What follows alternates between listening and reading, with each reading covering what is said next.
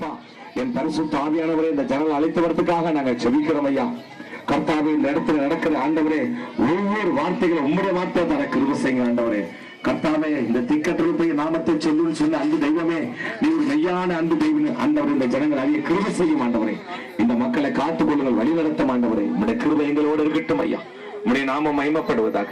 மீட்பர் இரட்சகரும் இயேசு கிறிஸ்துவின் நாமத்தால ஜெபிக்கிறோம் எங்க ஜீவனுடைய நல்ல ஆண்டவரே.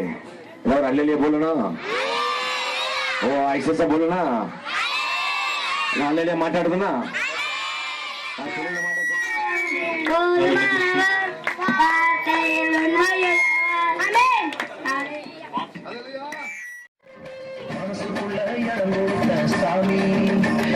சந்தோஷமாக சாமி மனசுக்குள்ள